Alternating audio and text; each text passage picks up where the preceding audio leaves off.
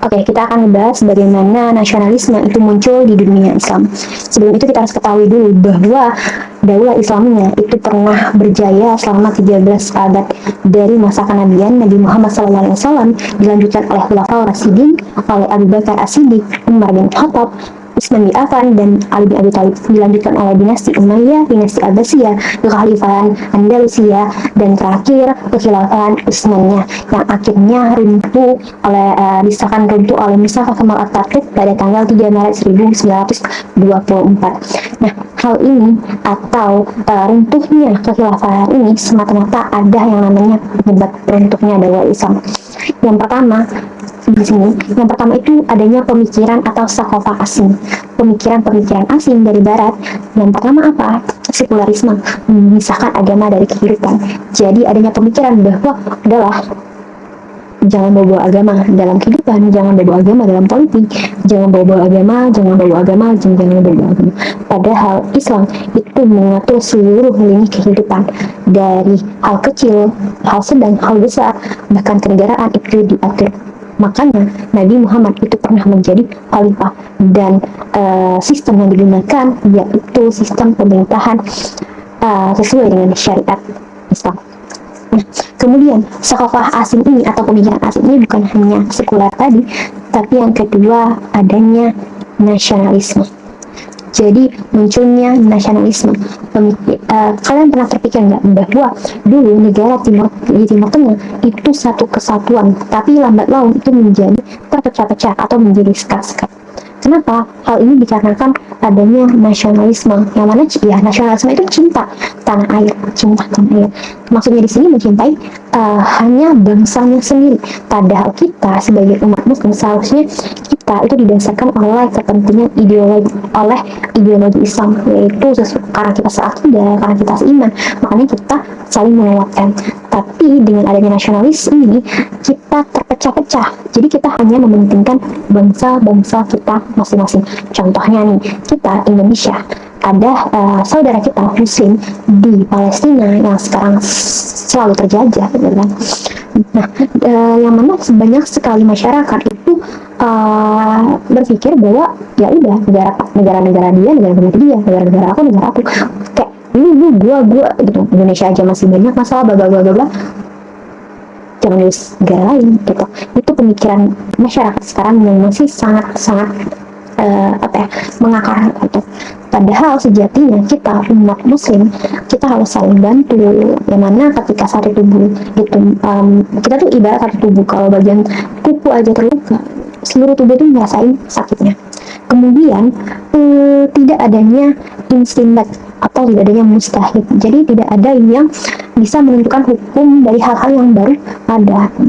Jadi mustahil itu adalah orang yang paham bahasa Arab, yang fasih, bukan hanya fasih bahasa Arab tapi juga mengaplikasikannya. Dan juga mustahil ini adalah orang yang tahu tentang fakta-fakta yang ada di dunia nyata, yang bagaimana seharusnya Islam menghadapinya gitu. Nah, pada itu tuh kenapa daulah ini runtuh ya, karena tidak ada mustahil. Kemudian selanjutnya yang ketiga, pembuatan hukum baru oleh manusia atau buatan manusia dan mempertanyakan hukum Allah. Banyak sekali peraturan-peraturan yang sekarang ini ada gitu. Itu peraturan itu dibuat oleh oleh pemikiran manusia, yang seharusnya pemikiran manusia ini masih lemah, terbatas, dan serba kurang. Makanya peraturan-peraturan yang dibuat oleh manusia itu sangat problematik. Kenapa? Karena tidak sesuai dengan syariat yang seharusnya Allah terapkan.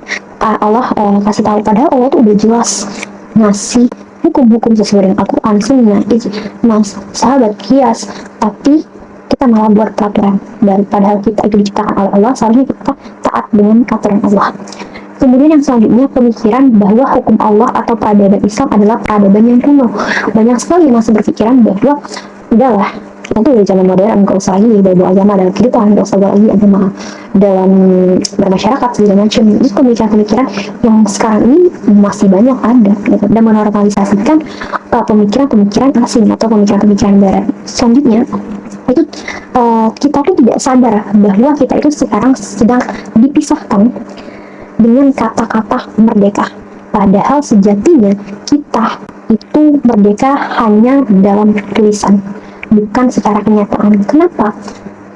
SDA kita masih dikuras, tenaga kita masih dieksploitasi, gitu.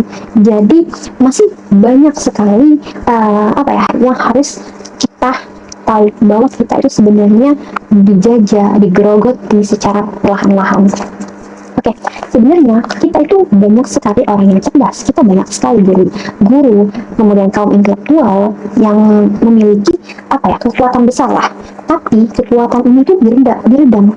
Kenapa? Diredam oleh masalah-masalah pragmatis yang itu dijauhkan dari solusi utama.